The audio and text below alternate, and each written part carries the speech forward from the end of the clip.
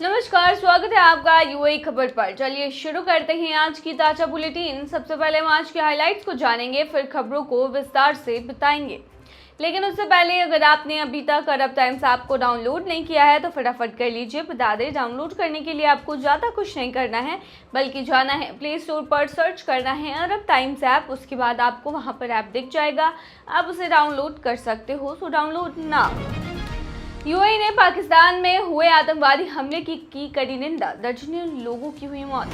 UAE में Yemen में Saudi सैनिकों को मारने वाले हमले की हुई निंदा। सऊदी में अजूबा जमकर हुई बर्फबारी, तस्वीरें वायरल। शेख जायद ग्रैंड मस्जिद की यात्रा पर पहुंचे दिलजीत दोसांझ। बॉस से नहीं मिली छुट्टी, भारतीय कपल ने कर ली ऑनलाइन शादी। विस्तारा का आज आखिरी उड़ान, कल से एयर इंडिया संभालेगी कमान। और आखिर में जानेंगे क्या है आज के रियल रेट्स, क्या है आज के गोल्ड रेट्स और क्या है आज के दिरहम रेट्स। यूएई ने पाकिस्तान में हुए आतंकी हमले की कड़ी निंदा की, दर्जनों लोगों की इसमें मौत हो गई है। यूएई ने पाकिस्तान के बलूचिस्तान प्रांत के क्वेटा में एक रेलवे स्टेशन पर आतंकवादी हमले की कड़ी निंदा की है। इस हमले में दर्जनों लोग मारे गए और निर्दोष नागरिक घायल भी हो गए। एक बयान में विदेश मंत्रालय ने पुष्टि की है कि यूएई इन आपराधिक कृत्यों की कड़ी निंदा करता है और अंतर्राष्ट्रीय कानून के उल्लंघन में सुरक्षा और स्थिरता को कमजोर करने के उद्देश्य से सभी प्रकार के हिंसा और आतंकवाद को स्थायी रूप से अस्वीकार करता है। मंत्रालय ने पाकिस्तान की सरकार और लोगों तथा इस आतंकवादी हमले के पीड़ितों के परिवारों के प्रति अपनी गहरी संवेदना और सहानुभूति व्यक्त की। साथ ही सभी घायलों के शीघ्र स्वस्थ होने की कामना भी की है। यूएई ने यमन में सऊदी सैनिकों को मारने वाले हमले की भी निंदा की। यूएई के विदेश मंत्रालय ने रविवार को एक बयान में घोषणा की है कि यूएई ने यमन में सऊदी बलों पर हुए हमलों की निंदा की है। अमीरात ने यमनी शहर सयून में गठबंधन सेना के कैंप में सऊदी बलों पर कायरतापूर्ण हमले की निंदा की, जिसके परिणाम स्वरूप 2 सऊदी सैनिकों की मौत हो गई और एक अन्य घायल भी हो गया। मंत्रालय ने एक बयान में इसकी पुष्टि की कि यूएई इन आपराधिक कृत्यों की कड़ी निंदा करता है और सभी प्रकार की हिंसा और आतंकवाद को स्थायी रूप से अस्वीकार भी करता है, जिसका उद्देश्य सुरक्षा और स्थिरता को अस्थिर करना है और राष्ट्रीय कानून के साथ असंगत है। प्राधिकरण ने यमन में सुरक्षा, स्थिरता और शांति बनाए रखने के लिए गठबंधन बलों के साथ भाग लेने वाले सऊदी बलों के साथ अपनी पूर्ण एकजुटता व्यक्त की है। इसने किंगडम द्वारा अपनी सुरक्षा और अपने सैनिकों और नागरिकों की सुरक्षा के लिए उठाए गए कदमों के समर्थन पर भी जोर दिया है। प्राधिकरण ने सऊदी अरब की सरकार और जनता तथा इस जघन्य अपराध के 2 पीड़ितों के परिवारों और रिश्तेदारों के प्रति अपनी हार्दिक संवेदना व्यक्त की और सहानुभूति भी व्यक्त की। साथ ही हमले में घायल हुए सभी लोगों के शीघ्र स्वस्थ होने की कामना भी की। सऊदी में अजूबा जमकर हुई बर्फबारी, तस्वीरें वायरल। सऊदी अरब में पिछले कुछ महीनों से भारी बर्फबारी हुई है। यह कुदरत के किसी करिश्मे से कम नहीं है, क्योंकि सऊदी में हमेशा से गर्मी ही रही है। अरेबिया वेदर के अनुसार सऊदी अरब, जो अक्सर विशाल रेगिस्तानों और अत्यधिक गर्मी से जुड़ा होता है, फिलहाल यह खाड़ी में सबसे अधिक बर्फबारी वाला देश है। किंगडम में नियमित रूप से महत्वपूर्ण क्षेत्रों में बर्फबारी देखी जाती है। अपने खाड़ी पड़ोसियों की तुलना में यहाँ अधिक बार बर्फबारी देखने को मिली है, जिसमें अल जीफ, उत्तरी सीमा और ताबूक के कुछ हिस्से शामिल हैं। कभी कभी बर्फ हेल के उत्तरी हिस्सों तक पहुँच जाता है, क्योंकि ध्रुवीय वायु द्रव्यमान तापमान को शून्य या उससे नीचे ले जाते हैं, जिसके परिणाम स्वरूप लिम्बत में सर्दियों की याद आ जाती है। क्षेत्र के परिदृश्य में बदलाव इसे पहचानने से मुश्किल बना रही है। नदियाँ, घाटियों और धाराएं जो आमतौर पर सूखी रहती थी, अब एक बार फिर से बहने लगी हैं। हालांकि अभी भी तेज आंधी, तेज हवाएं और ओलावृष्टि जारी रहने का अनुमान है, जिससे यात्रा में देरी, दृश्यता में कमी और दैनिक जीवन में और व्यवधान पैदा हो सकता है। रेगिस्तान में बर्फबारी का नज़ारा सोशल मीडिया पर वायरल हो गया है, लेकिन इस अजीबोगरीब घटना ने जलवायु परिवर्तन के बढ़ते प्रभाव के बारे में गर्मागर्म चर्चाओं को भी जन्म दिया है।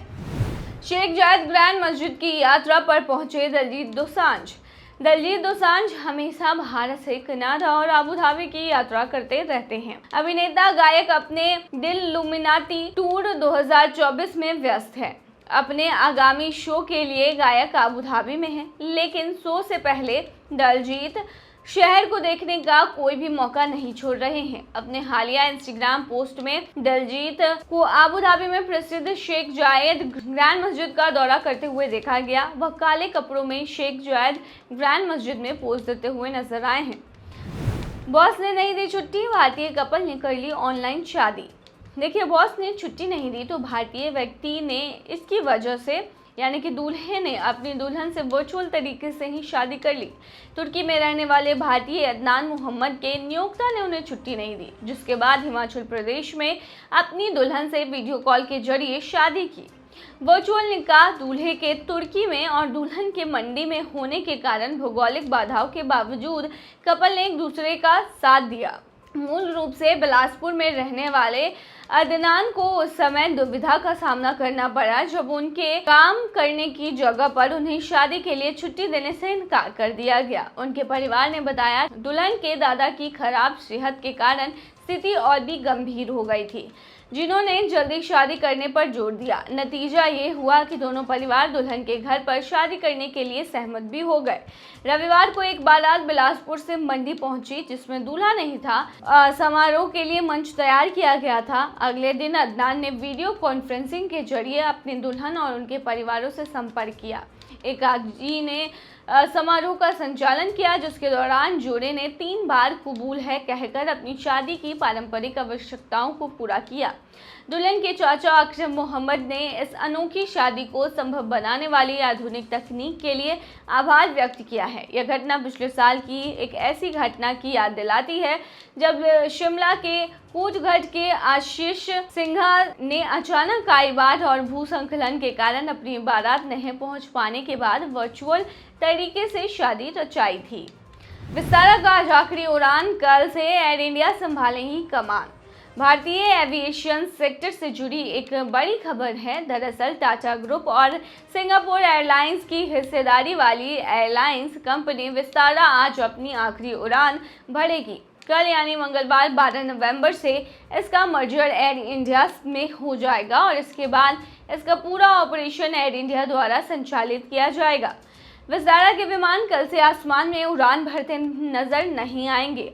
इसका मर्जर 12 नवंबर को एयर इंडिया में होने जा रहा है और फिर एयर इंडिया ही इसका संचालन करेगी।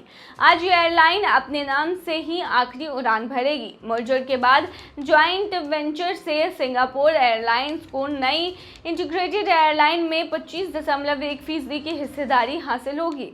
इस मर्जर के बाद पहले महीने में विस्तारा टिकट वाले 1,15,000 से ज्यादा यात्री एयर इंडिया की फ्लाइट में यात्रा करेंगे। कंपनी की ओर से कहा गया है कि यात्रियों को विस्तारा जैसा ही अनुभव होगा।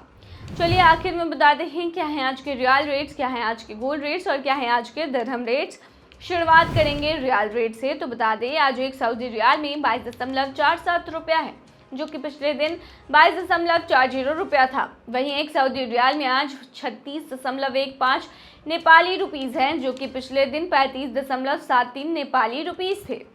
वहीं आज एक सऊदी रियाल में 32 बांग्लादेशी टका है, जो कि पिछले दिन 31.73 बांग्लादेशी टका था। वहीं एक सऊदी रियाल में आज 74.03 पाकिस्तानी करेंसी है, जो कि पिछले दिन 72.58 पाकिस्तानी करेंसी थी। वहीं एक सऊदी रियाल में आज 22.59 भूटानी करेंसी है, जो कि पिछले दिन 22.33 भूटानी करेंसी थी। क्या है आज के गोल्ड रेट्स, तो बता दें, दुबई में आज 18 कैरेट सोने का दाम 251.20 दिरहम प्रति ग्राम है, जो कि पिछले दिन भी बिल्कुल सेम ही था। और भारतीय मुद्रा में अगर 18 कैरेट गोल्ड की कीमत को कन्वर्ट करेंगे तो ये 5,771 रुपये की बनेगी। वहीं 22 कैरेट गोल्ड का दाम 307 दिरहम प्रति ग्राम है, जो कि भारतीय मुद्रा में 7,053 रुपये के होते हैं, जो कि पिछले दिन 307 दिरहम प्रति ग्राम था। वहीं दुबई में 24 कैरेट सोने के दाम की बात करें तो 331.50 दिरहम प्रति ग्राम मिल रहा है, जो कि पिछले दिन बिल्कुल सेम ही था। वहीं आज के 24 कैरेट सोने के दाम के भारतीय मुद्रा की बात करेंगे तो ये 7,616 रुपये की होगी। क्या है आज के दिरहम रेट्स, तो बता दें आज एक यूएई दिरहम में 22.97 रुपया है, जो कि पिछले दिन 22.90 रुपया था। वहीं एक यूएई दिरहम में 36.97 नेपाली रुपीस हैं, जो कि पिछले दिन 36.54 नेपाली रुपीस थे। वहीं एक यूएई दिरहम में 32.72 बांग्लादेशी टका है, जो कि पिछले दिन 32.44 बांग्लादेशी टका था। वहीं एक यूएई दिरहम में 75.70 पाकिस्तानी करेंसी है, जो कि पिछले दिन 74.60 था। वहीं एक यूएई दिरहम में आज 23.10 भूटानी करेंसी है, जो कि पिछले दिन 22.84 भूटानी करेंसी थी। तो ये थी आज की ताज़ा बुलेटिन। ऐसे ही ताज़ा अपडेट्स के लिए बने रहिए हमारे चैनल पर।